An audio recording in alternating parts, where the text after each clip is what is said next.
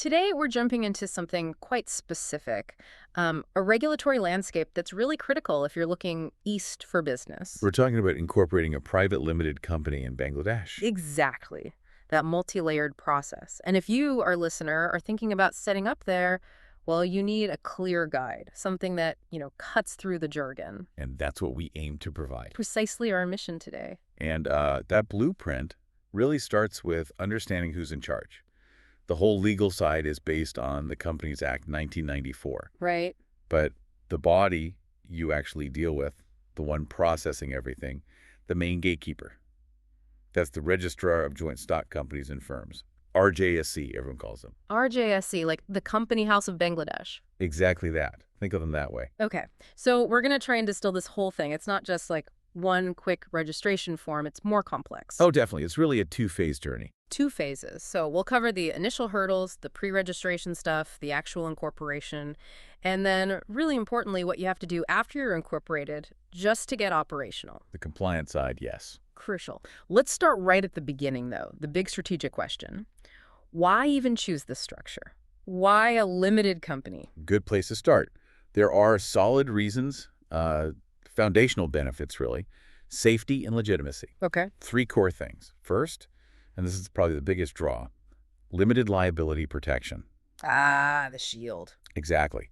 It legally separates your personal assets, your house, savings, whatever, from the company's debts. If the business runs into trouble, your personal finances are, well, protected. That separation is huge, a massive factor for anyone starting out. It is. Second, you get enhanced credibility. How so? Well, being registered as a proper limited company signals stability, seriousness.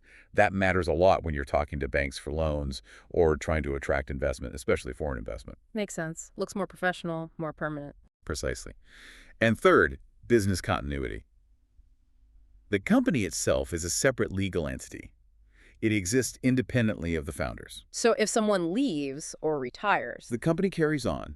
Yeah. It ensures stability beyond the individuals involved. Long-term thinking. Okay, so that covers the why. Powerful reasons. Now let's get into the who. Who actually needs to be involved on the ground floor? The personnel. Right. You need 2 main groups, directors and shareholders. Let's start with directors. Okay, minimum of 2. Basic requirements. Over 18. Legally sound so.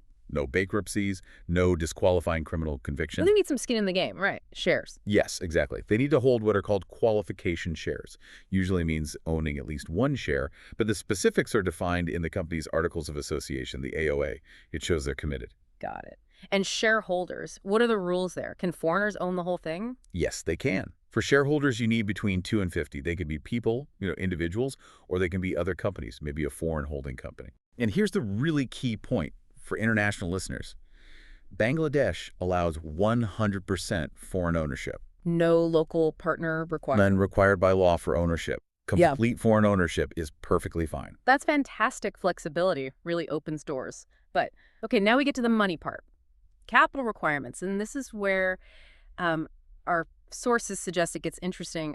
There's the rule book minimum, and then maybe a practical minimum. Yes, this trips people up sometimes. First, you have authorized capital. Authorized capital. That's the maximum amount of share capital the company is allowed to issue, as stated in its Memorandum of Association, the MOA.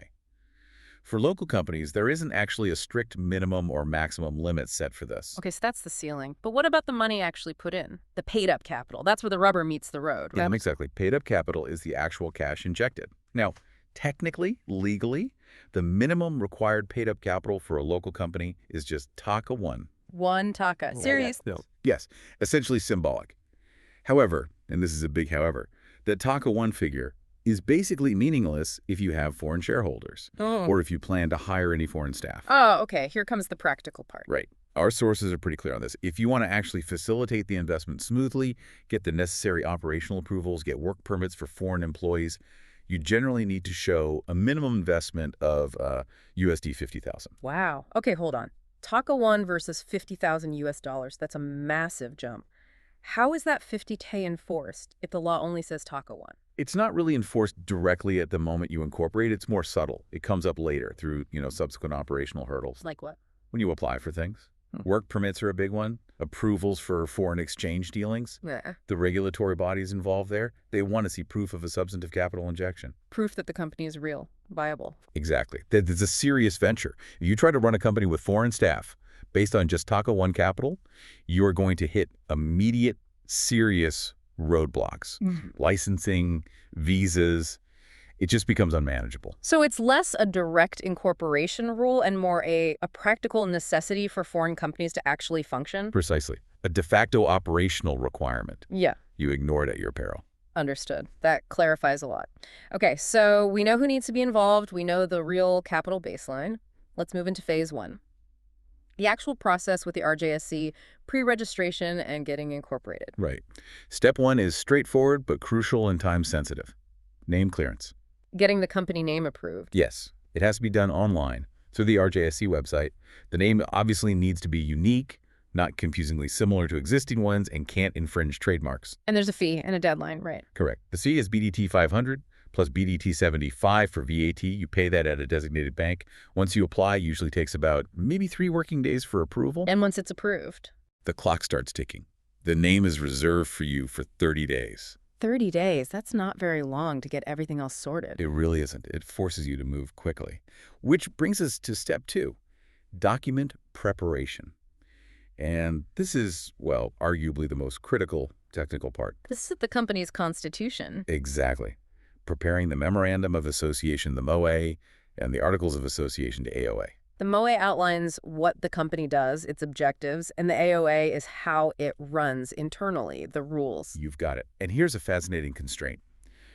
The RJSC is surprisingly strict about the MOA. They require you to keep your business objectives concise. How concise. Typically limited to 7 clauses, and often under 1,000 words in total for those objectives. 7 clauses, that sounds incredibly restrictive. What if you want to expand later, if you define it too narrowly at the start? That's the risk. That's a high-stakes part. If you draft those 7 clauses too tightly, say, you only put IT software development, and later you want to branch into, I don't know, digital marketing service. You have to go through a formal, often time-consuming amendment process with the RJSC. It really demands strategic thinking right at the beginning. So getting professional help drafting that MOA seems less like a luxury and more like a necessity. I'd say essential, yes, to get the wording broad enough within that tight limit. Okay. Constitution drafted. What other paperwork for the people involved? Directors? Shareholders? You need signed consent forms from the directors. That's Form IX. You need their particulars, Form 12. And then the standard ID stuff for everyone, directors and shareholders. Passports or national IDs, TINs, taxpayer identification numbers, photos, addresses, all the usual KYC-type documents. Got it. And looping back to foreign investment, that $50 or whatever amount is decided, how does that formally get registered, the banking part? Right. If you have foreign shareholders sending capital, they must first open a temporary bank account in Bangladesh. A temporary account? Yes, specifically for receiving the initial share capital remittance. Once that money in $50,000 or more lands in that account and is converted to Taka, the bank issues a really crucial document. It's called the encashment certificate. Encashment certificate. Why is that specific document so important? Why not just a wire confirmation? Because the encashment certificate is the official regulatory proof. It verifies the exact amount of foreign currency that was received, converted, and injected as paid-up capital. The RJSC requires the certificate as mandatory proof. It validates the source and amount of the foreign funds for the authorities. Precisely. Without it, your incorporation submission just stops, dead in the water. Okay, so the encashment certificate is the key for foreign capital. So we have the MOA, AOA, the director forms, shareholder details, the encashment certificate. Now we submit. Now you submit. You pay the registration fees and the stamp duty. These are calculated based on your authorized capital, by the way. You can check amounts on the RJSC's fee calculator. Then you upload everything digitally. And RJSC checks it all. Meticulously. They review all the documents. And they actually cross-verify the encashment certificate with the bank that issued it. They call the bank. They confirm its authenticity, yes. Once they're satisfied that everything is correct and verified. Then you get the green light. Yes. They issue the final documents digitally, usually via email. That includes the official certificate of incorporation, plus the approved MOA, AOA, and the finalized Form 12 listing the directors. And how long does that verification and issuance take? roughly? Once everything is submitted correctly, the sources suggest it generally takes about 2 to 3 weeks. 2 to 3 weeks from final submission. Okay, so phase one done. The company legally exists. Certificate in hand. Exactly. Incorporated. But like you said, that's only half the battle. Right. It exists on paper, but it can't legally operate yet. Not quite.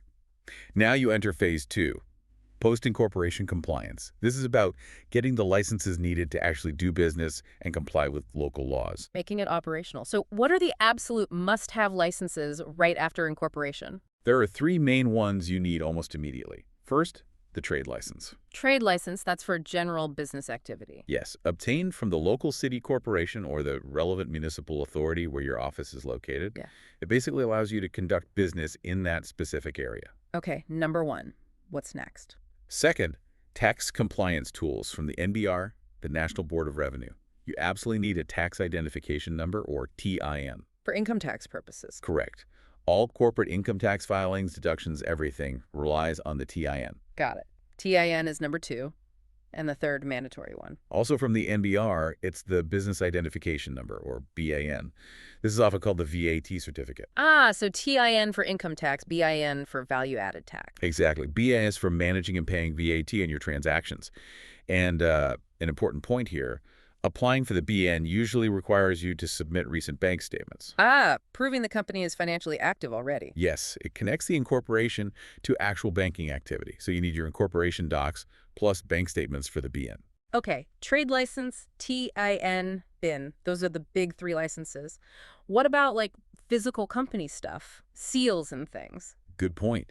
Internal compliance and just practical operations require a couple of things. You must get a company seal. The official stamp?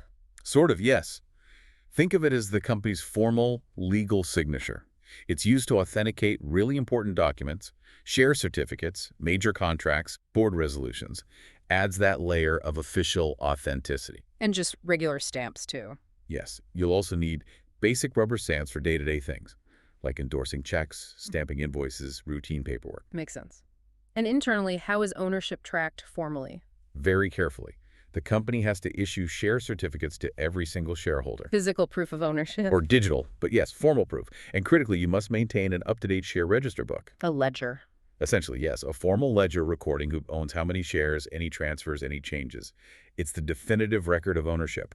Regulators can ask to see it. Okay, so internal records must be meticulous. This leads us nicely into the ongoing compliance burden. And the deadlines here sound intense. Intense is a good word. Non-negotiable deadlines for filing returns with the RJSC. You can group these into two types: annual filings and immediate filings for any changes. Let's do annual first, AGM related. Yes. Every company must hold an annual general meeting, an AGM. The deadline for the first AGM is within 18 months of incorporation. And after the first one? Subsequent AGMs must be held regularly with no more than 15 months between them. Okay. And once the AGM happens, financials are approved. Then what needs filing with RJSC and how fast? Very fast. The timelines are tight. You need to file a summary of your share capital and the list of shareholders that Schedule X within 21 days of the AGM. 21 days, okay. And the core financial statements, the balance sheet and the profit and loss account, must be filed within 30 days of the AGM. Just 30 days. Miss those deadlines. You face penalties, often automatically applied. It's crucial to stay on top of it. Okay, that's the annual rhythm. What about the other type, the immediate reporting of changes? This sounds even faster. It often is, and this is what frequently catches companies out, especially newer ones. Anytime something significant changes internally, you have a specific, often short window to notify the RJSC. Like what sort of changes? For instance, changing your registered office address. You only have 28 days to file the notification form. Okay, 28 days for an address change. What about people? If you appoint a new director, their signed consent form, Form IX, again, has to be filed within 30 days of their appointment. 30 days for a new director. Any faster ones? Yes. Some structural changes are even quicker. If the company, say, consolidates or subdivides its shares, you have just 15 days to file that update with the RJSC. 15 days. Wow, that Yeah. requires incredible internal vigilance. Your admin or compliance team needs to be ready to act almost instantly. It really does. You can't let paperwork sit. The decision gets made, the form needs processing right away. It fundamentally impacts how quickly you need to handle internal admin compared to maybe other jurisdictions. The RJSC demands near real-time updates to keep those public records accurate. That's the goal, yes. Yeah. Maintaining the integrity of the company register, it's a significant administrative load that international companies sometimes underestimate when setting up in Bangladesh. Okay, let's try and wrap this up then. We've traced the path through the RJSC, starting with that crucial time-limited 30-day name clearance. Right. We highlighted the really interesting capital situation, the legal minimum of TACO 1, but that practical requirement of potentially USD 50,000 for foreign involvement, validated by the vital encashment certificate. Absolutely critical points. And then we walked through phase 2, getting operational with the key licenses, trade license, TIN, BAN, and the internal necessities like the company seal and the share register. And remembering those ongoing, sometimes breakneck filing deadlines for annual returns and any company changes. The tip really stands. Get professional help for that tricky moe drafting those 7 clauses. Be strategic with those 7 clauses. Yes. And make sure whoever handles compliance knows those deadlines inside out. Check the RJSC website for updates too. Processes can evolve. Which brings us to a final thought for you, our listener, to consider. We talked about that MOA constraint, just 7 clauses to define your business scope right at the start. Given this demand for such conciseness and foresight, how does a new, ambitious company strike that difficult balance?